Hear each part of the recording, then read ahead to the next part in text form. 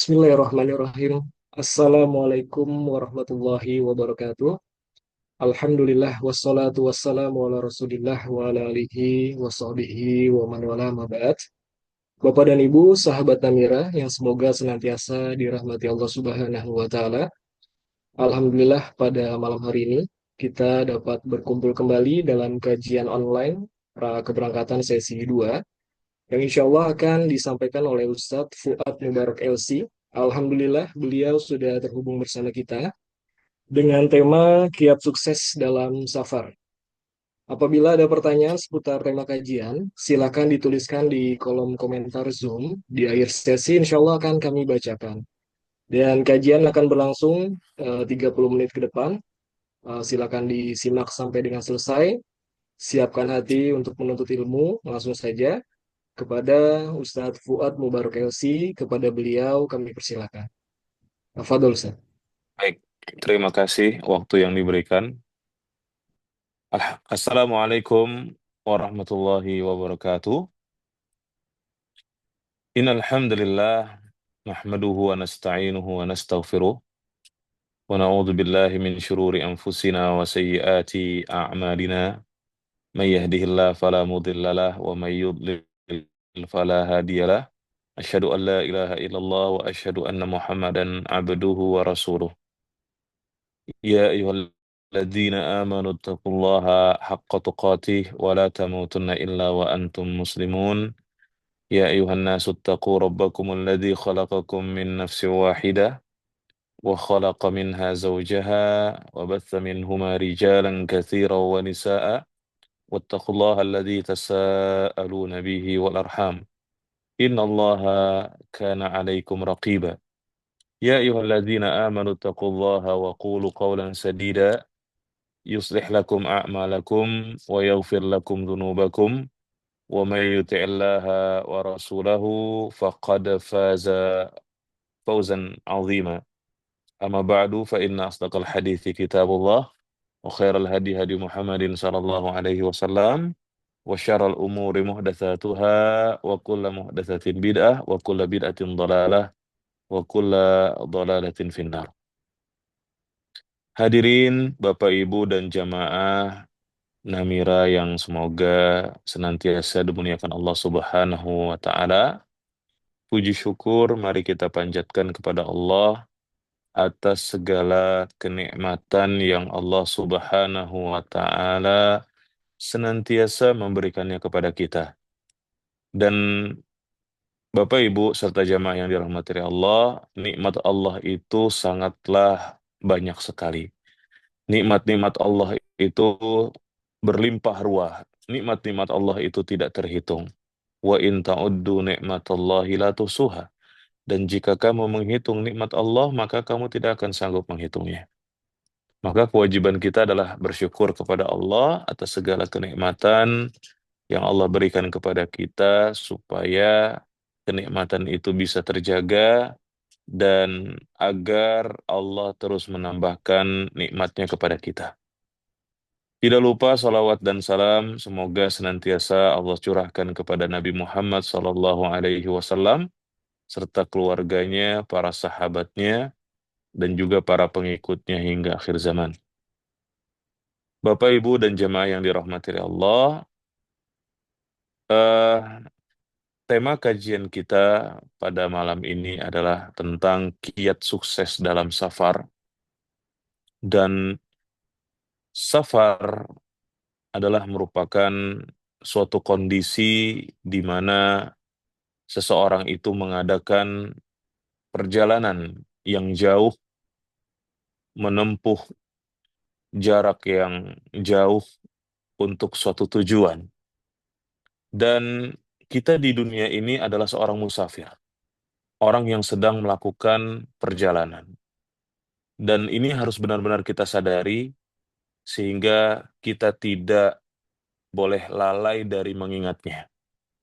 Sebagaimana diungkapkan oleh Imam Ibnul Qayyim Al-Jauziyah rahimahullah, beliau mengatakan an-nasu mundzu khuliqu, manusia itu sejak mereka diciptakan lam yazalu musafirin. Mereka itu senantiasa menjadi seorang musafir. Walaysa lahum hadzun an rihalihim illa fil jannati awin nari. Dan batas akhir perhentian dari perjalanan mereka adalah akhirat. Yang ada dua destinasi di akhirat itu.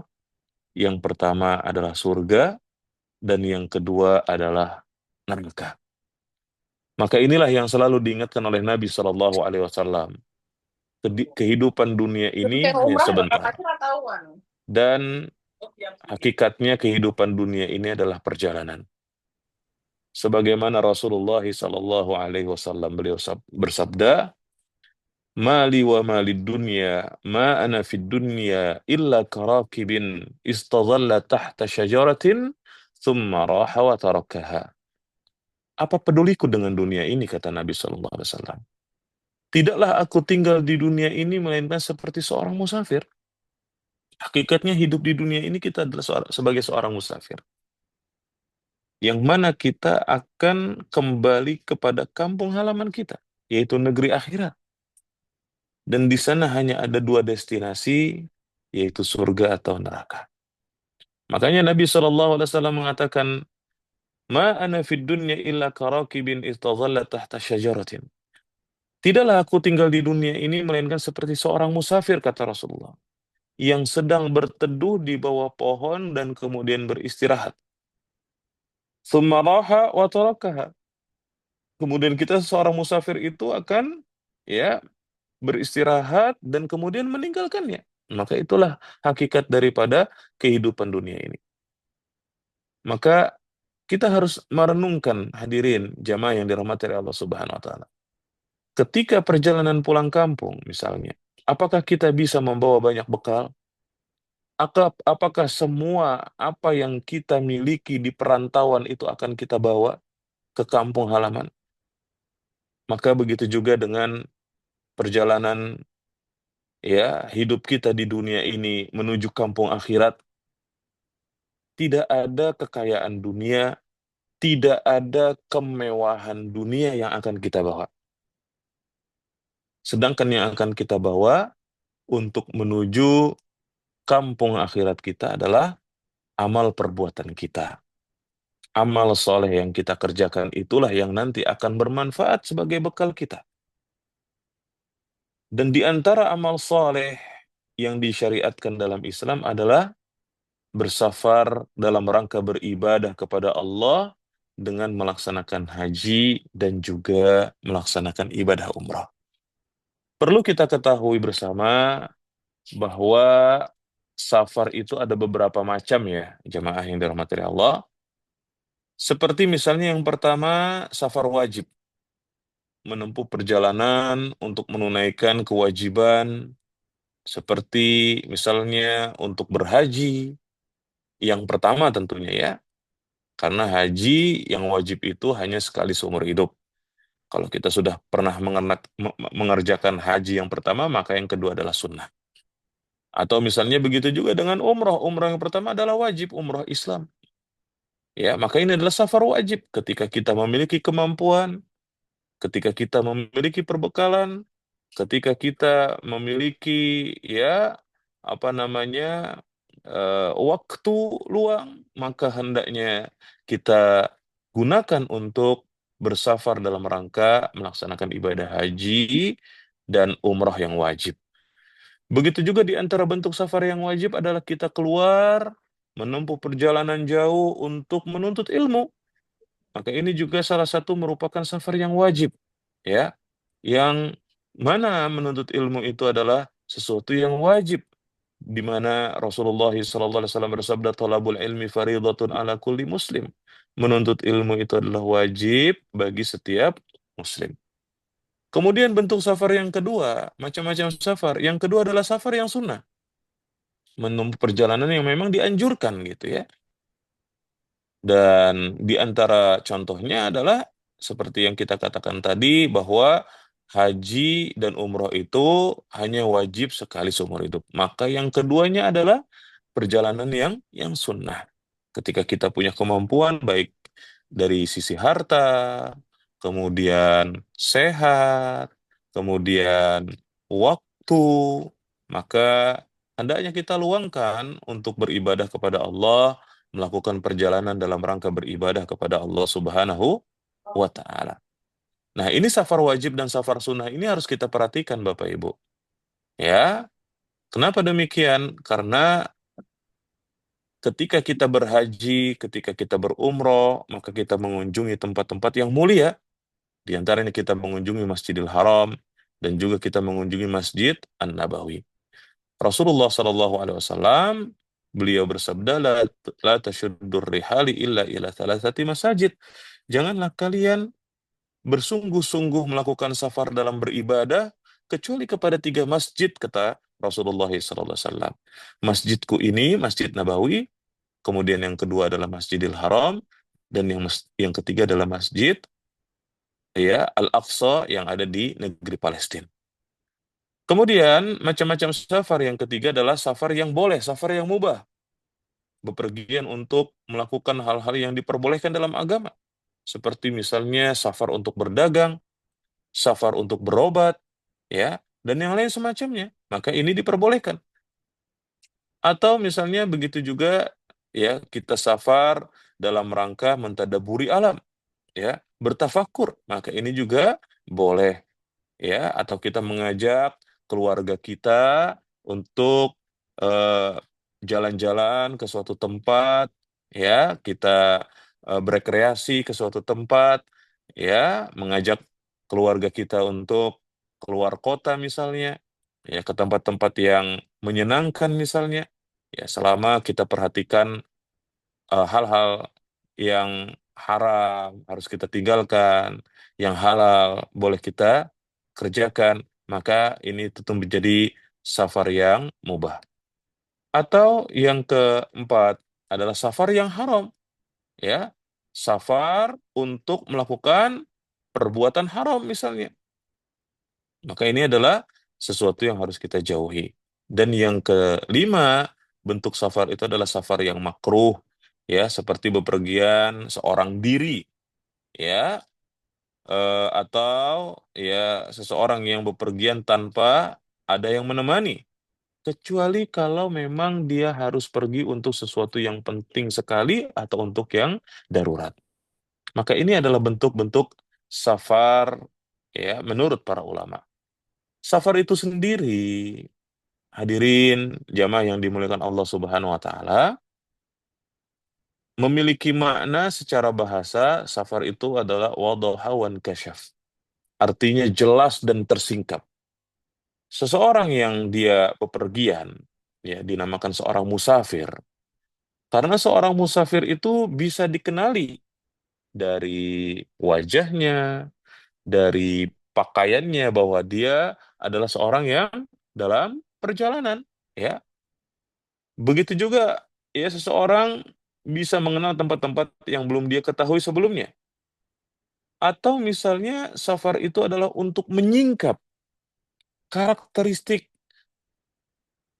seseorang, ya. Bagaimana sifat aslinya seseorang. Oleh karena itu, eh, siapa namanya? Umar Ibnul Khattab radhiyallahu anhu, beliau pernah mengatakan bahwa ketika kita ingin mengetahui bagaimana sifat dan watak asli seseorang, ya, bagaimana karakteristik seseorang, maka hendaknya kita memperhatikan dua hal. Ya, pernahkah kita bersafar dengan dia dan pernahkah kita bermuamalah dengan dia? Ya, karena orang yang sedang dalam perjalanan itu pasti akan mengalami berbagai macam kesulitan, ya, berbagai macam kesusahan.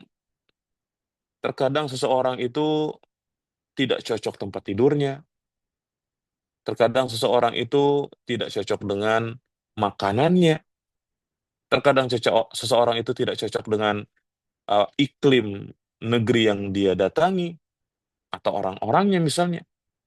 Maka saat itulah akan terlihat bagaimana watak asli seseorang, sifat asli seseorang.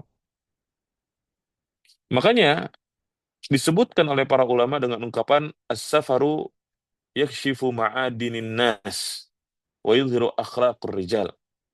Safar itu akan menyingkap sifat asli seseorang dan akan menampakkan akhlak seseorang.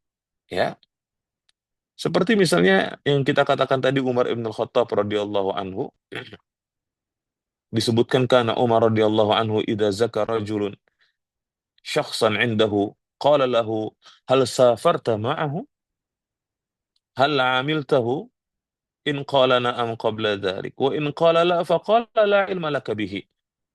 Umar ibn Khattab radhiyallahu anhu, jika ada seseorang yang merekomendasikan temannya, ya, maka Umar akan bertanya kepada orang ini, apakah engkau pernah bersafar dengan teman yang engkau rekomendasikan itu?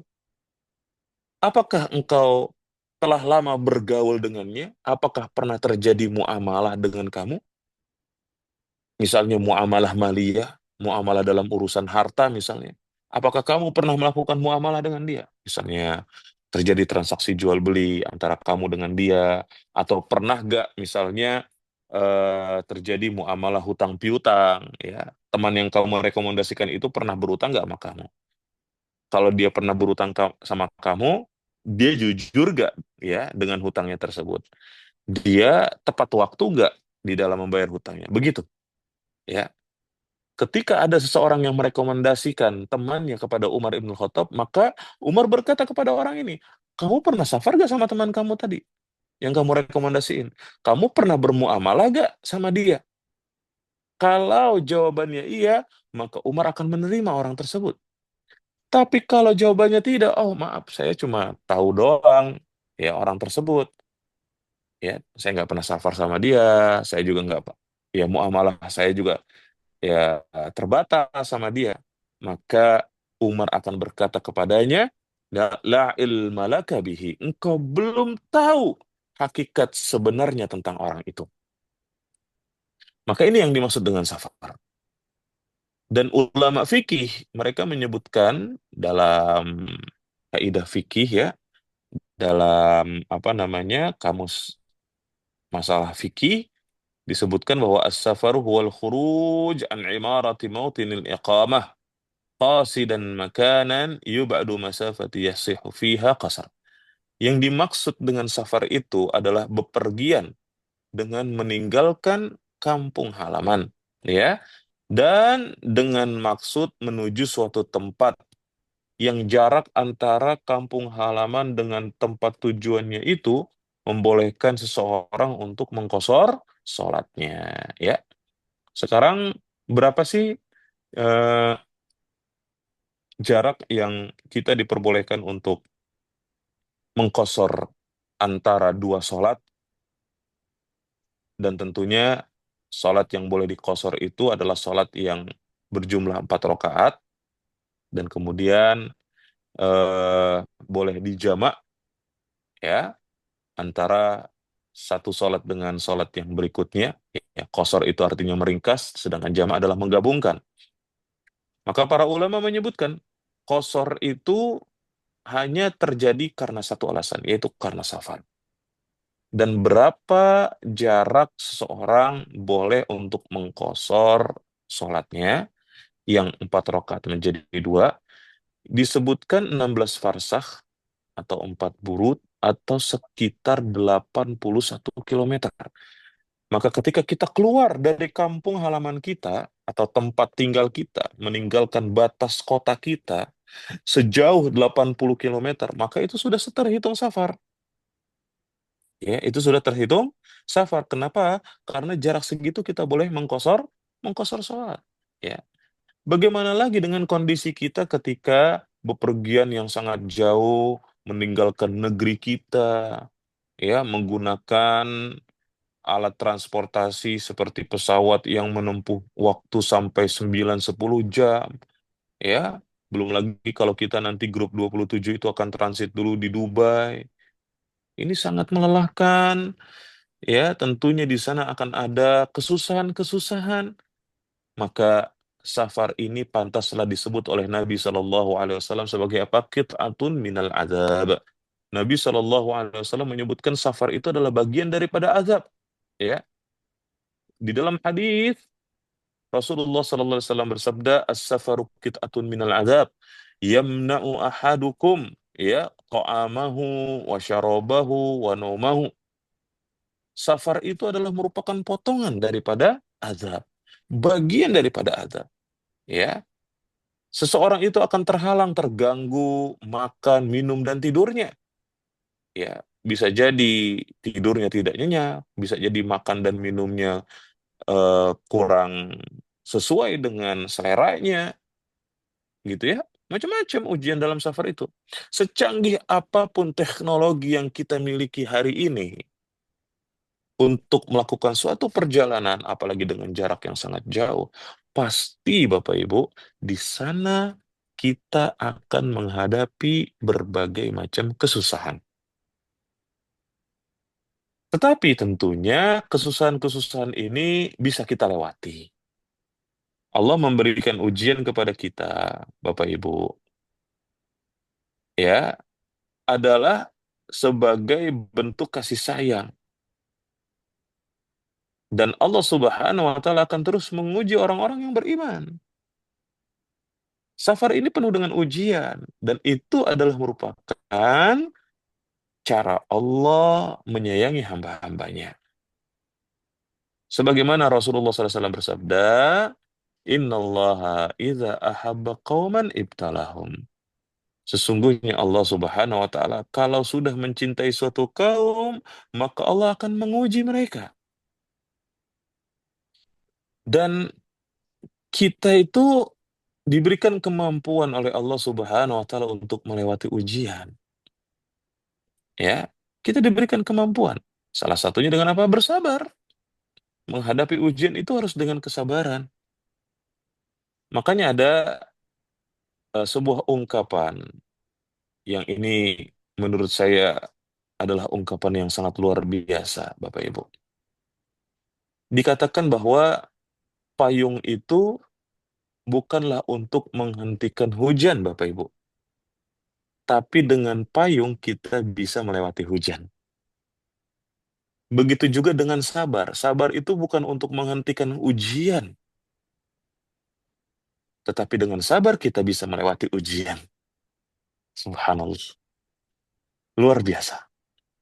Maka di antara bekal yang harus kita persiapkan, kiat yang harus kita wujudkan, kita tempuh untuk kesuksesan safar kita, yang pertama adalah kita hendaknya membekali diri kita dengan kesabaran. Ini pertama. Kuatkan kesabaran kita, tanamkan kesabaran di dalam diri kita dari sekarang dan ketika nanti dalam perjalanan sampai hari kepulangan kita tiba di kampung halaman kita. Kuatkan kesabaran. Kesabaran itu adalah kunci kesuksesan, Bapak Ibu. Ketika kita bersabar dalam melakukan sesuatu, maka kita akan meraih kesuksesan besar. Ketika kita bersabar saat menghadapi ujian, maka kita akan meraih kesuksesan. Bahkan kebahagiaan itu bisa kita raih dengan sabar. Ada sebuah pepatah kita mengatakan, berakit-rakit ke hulu, berenang-renang ke tepian. Bersakit-sakit dahulu, bersenang-senang kemudian. Ya, Bapak Ibu, ini kunci sukses. Kunci kebahagiaan. Terutama untuk kebahagiaan akhirat nanti adalah kita bersabar dengan kesusahan-kesusahan dunia ini. Di dalam menjalankan ibadah, di sana terdapat kesulitan. Maka ketika kita menyabarkan diri kita saat melaksanakan ketaatan, saat beribadah kepada Allah Subhanahu wa taala, kesuksesan akhirat menunggu kita, Bapak Ibu. Makanya kesabaran itu adalah kebaikan buat seorang mukmin. Dalam hadis yang sahih diriwayatkan oleh Al-Bukhari dan Muslim, Rasulullah SAW bersabda bagaimana? ajaban li amril mu'min inna amrahu kullahu khair wa laysa dzalika illa li mu'min in asabathu sarra'u syakar fakana khairan lah wa in asabathu darra'u sabar fakana khairan lah. Sungguh menakjubkan urusannya orang-orang yang beriman itu. Kenapa? Karena semua urusannya orang-orang yang beriman adalah kebaikan. Orang yang beriman itu ketika susah dia bersabar dan itu kebaikan buat dia. Begitu juga orang yang beriman ketika senang dia bersyukur dan itu kebaikan buat dia. Jadi hendaknya kita kuatkan diri kita saat menghadapi kesulitan-kesulitan terutama karena pembahasannya adalah tentang safar, yaitu kesulitan-kesulitan saat kita melakukan perjalanan, saat bersafar, maka kita harus ya hadapi dengan kesabaran. Ya, untuk menuju kesuksesan itu harus sabar Bapak Ibu. Ya, step by step, sedikit demi sedikit. Inna ma'al usri yusra. Sesungguhnya ya bersama dengan kesulitan itu ada kemudahan dari Allah Subhanahu wa taala. Kemudian yang kedua bagaimana kiatnya? Kiatnya adalah hendaknya kita terus memohon kemudahan dari Allah Subhanahu wa taala, meminta pertolongan dari Allah. Berdoalah kepada Allah, meminta pertolongan darinya, ya. Minta kemudahan dari Allah Subhanahu wa taala. Karena kemudahan itu datangnya dari Allah, bukan dari siapa-siapa, Bapak Ibu. Dan kita tidak bisa menciptakan kemudahan, tidak bisa, kecuali dengan kemudahan yang dikehendaki oleh Allah Subhanahu wa taala. Saat seorang sahabat datang kepada Rasulullah sallallahu alaihi wasallam, kemudian sahabat ini berkata kepada Rasulullah, "Ya Rasulullah, dullani ala amalin." Ya, wahai Rasulullah sallallahu alaihi wasallam, tunjukkanlah aku kepada suatu amalan. Yudkhiluni al-jannah wa yubaiduni anin nar. Yang dapat memasukkan aku ke dalam surga dan menjauhkan aku dari api neraka. Maka kemudian Rasulullah sallallahu alaihi wasallam berkata kepada sahabat ini, "Laqad sa'alta an azim." Engkau telah bertanya sesuatu yang sangat besar, sangat berat, ya. Karena urusan masuk surga, terhindar dari neraka, ini bukan urusan yang kecil, ini bukan urusan yang ringan, ini berat. Dan memang surga itu harus diperjuangkan. Makanya kata Rasulullah, laqad sa'alta an azim, engkau telah bertanya tentang sesuatu yang besar. Ini berat. Wa innahu layasirun ala man yassarahullahu ta'ala alaih. Tapi di sana ada kabar gembira yang disampaikan oleh Rasulullah, Bapak Ibu. Akan tetapi kata Rasulullah, itu bisa mudah bagi siapa saja yang dimudahkan oleh Allah Subhanahu wa ta'ala. Maka Bapak dan Ibu, teruslah berdoa meminta kemudahan dan pertolongan kepada Allah Subhanahu wa taala untuk melakukan hal-hal yang bermanfaat. Itu butuh kepada pertolongan Allah, Bapak Ibu. Tidak mungkin kita bisa mengerjakan sesuatu yang bermanfaat buat diri kita, buat dunia dan akhirat kita, kecuali dengan pertolongan dari Allah Subhanahu wa taala. Ini harus kita ingat, Bapak Ibu. Apapun itu urusannya. Rasulullah telah bersabda, "Ihris ala ma yanfa'uk wasta'in billahi wala ta'jas." Bersungguh-sungguhlah kamu dalam melakukan apa-apa yang bermanfaat buat kamu dan mintalah pertolongan kepada Allah Subhanahu wa taala, jangan lemah, jangan malas. Maka ini Bapak Ibu yang dimuliakan Allah, hendaknya kita meminta pertolongan dari Allah Subhanahu wa taala, berdoa, berdoa dan berdoa kepada Allah. Jangan kita sia-siakan waktu-waktu yang mustajab untuk berdoa kepada Allah. Ini kiat yang kedua. Kemudian kiat yang ketiga, Bapak Ibu, jamaah yang dimuliakan Allah Subhanahu wa taala, di antara kiat agar kita bisa sukses dalam safar, hendaknya kita saling bekerja sama untuk kebaikan, ya. Allah itu akan bersama dengan jamaah, ya. Artinya jamaah adalah sekumpulan orang yang senantiasa bersatu padu, saling bekerja sama dalam kebaikan. Ya, maka mereka ini akan senantiasa dibersamai oleh Allah Subhanahu wa taala. Maka hendaknya kita senantiasa bersatu padu, saling bekerja sama, ta'awun 'alal birri wat taqwa wa ta'awanu 'alal birri wat taqwa. Dan saling tolong menolonglah kamu dalam kebajikan dan ketakwaan. Dan lihatlah bagaimana perjalanan hidup Rasulullah SAW bersama para sahabatnya ketika mereka meraih kesuksesan, ternyata mereka itu menempuh kesuksesan itu dengan saling bekerja sama dalam kebaikan. Ya, maka itulah contoh terbaik Bapak Ibu agar supaya kita sukses. Sukses dalam hidup, sukses dalam beragama, sukses dalam bersafar. Kita nanti akan menjadi satu grup Bapak Ibu, grup keberangkatan 27 September bersama Travel Namira tentunya, dan kami harap kita apa namanya eh, membangun kerjasama yang baik, bersatu padu untuk sama-sama menyukseskan perjalanan safar umroh kita. Dan dalam kita bekerja sama, tentunya kita ini tergabung dari beberapa orang yang kita katakan tadi satu grup, dan tiap-tiap orang itu punya karakteristik yang berbeda, tiap-tiap orang itu punya kebiasaan yang berbeda, tiap-tiap orang itu ya punya tujuan yang berbeda. Maka disinilah peran penting dari travel ya untuk kita menyusun program perjalanan ini dari keberangkatan sampai kepulangan, dan agar supaya program ini berjalan dengan baik, maka hendaknya kita saling mengingatkan, saling tolong-menolong, kita bantu orang yang membutuhkan pertolongan, kita mudahkan urusan orang lain, sehingga safar kita ini menjadi sukses.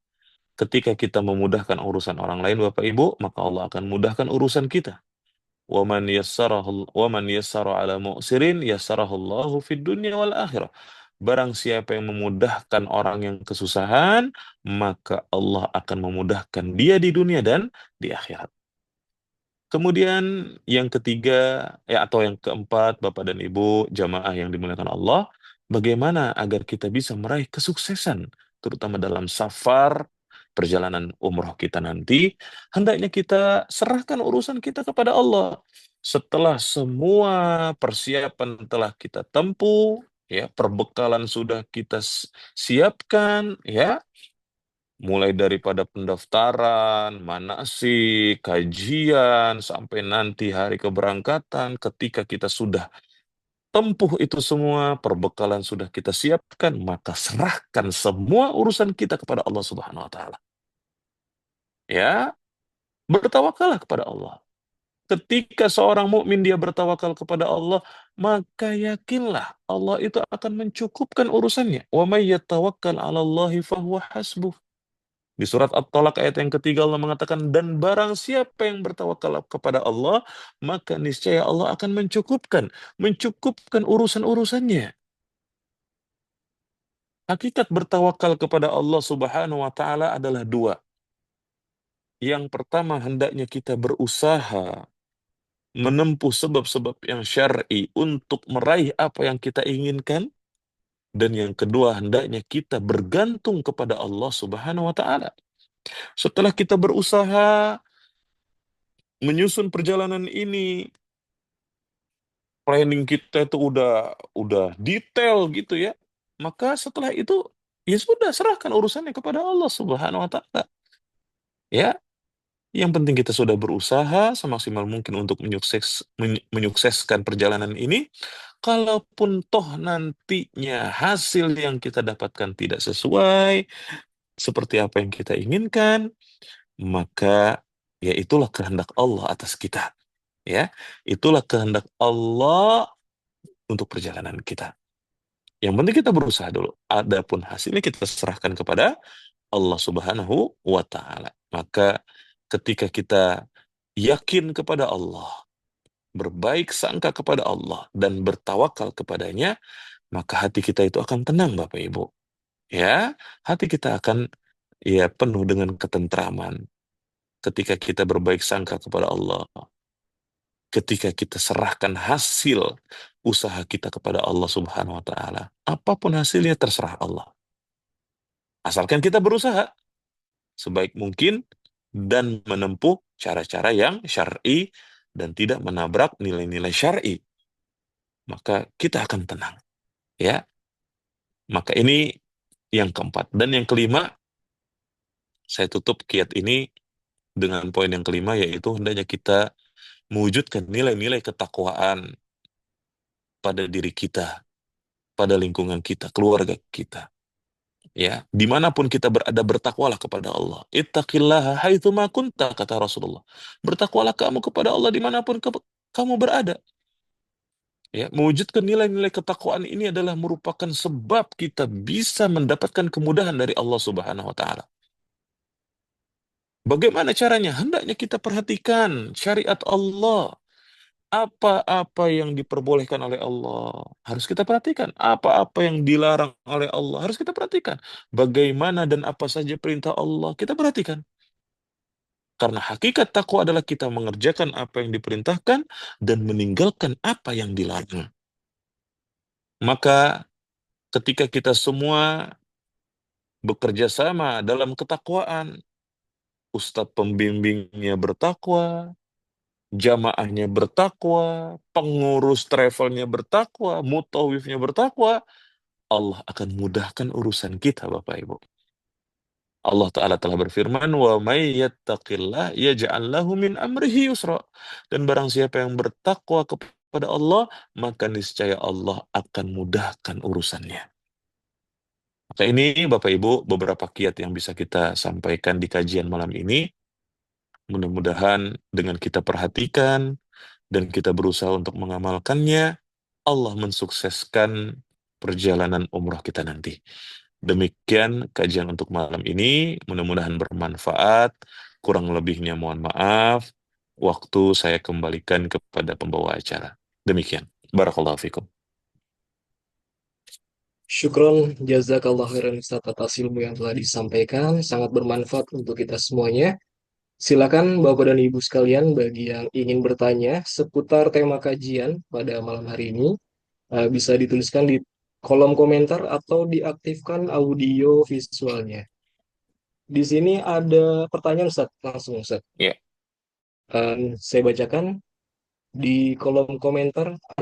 Saat di Masjidil Haram, terutama tawaf, ada kemudahan dari Allah Subhanahu wa taala apabila tersentuh lawan jenis tidak perlu wudhu lagi. Apakah betul Ustaz? Begitu Ustaz. nah, Silakan. terkait dengan sentuhan kepada lawan jenis, ya, tentu ini adalah sesuatu yang diperbincangkan di kalangan para ulama, ya.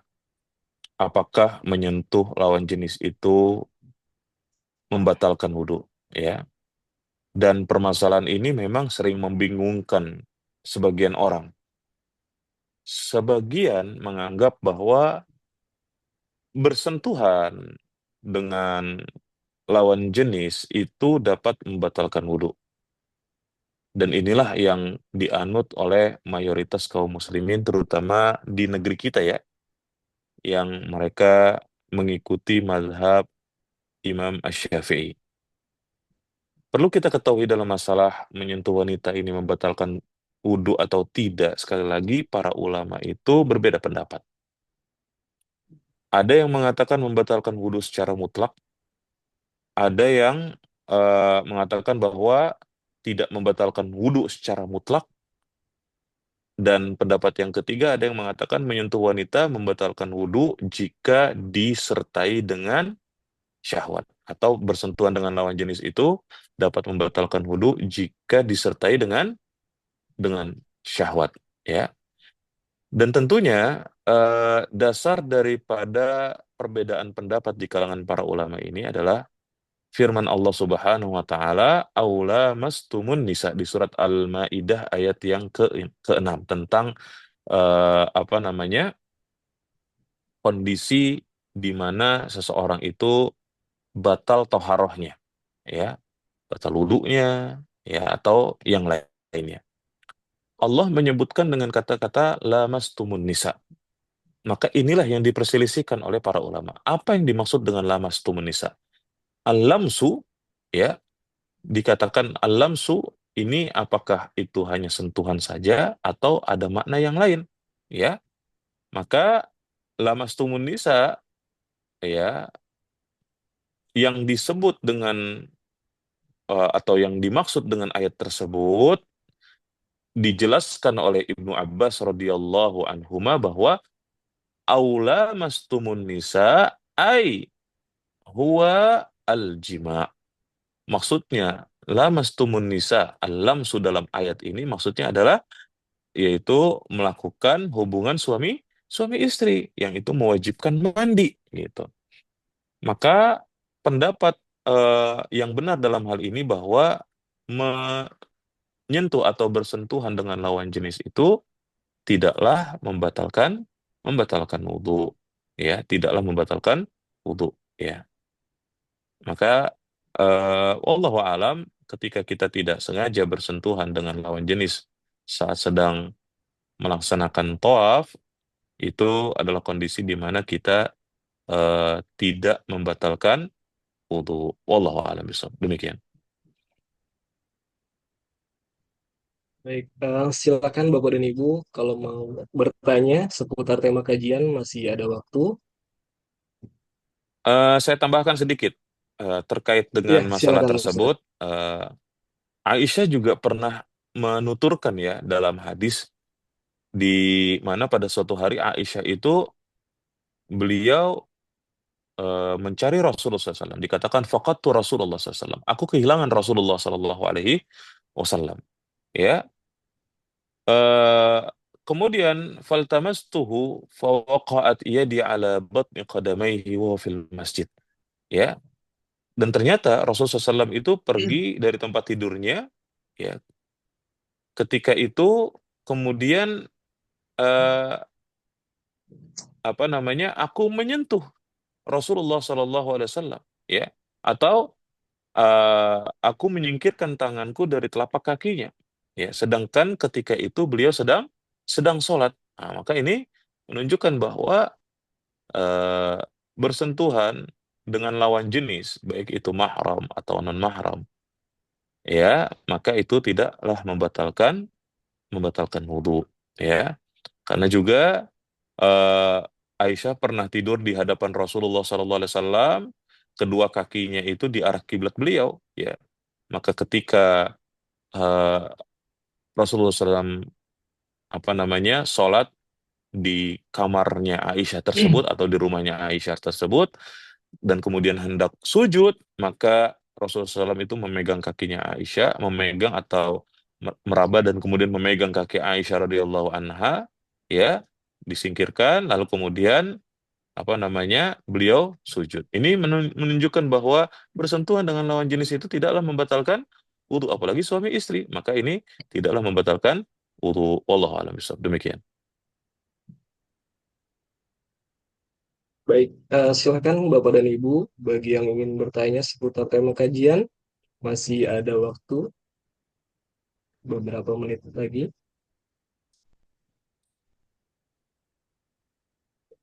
Sepertinya udah cukup jelas semua Ustaz, insya Allah. Insya Allah.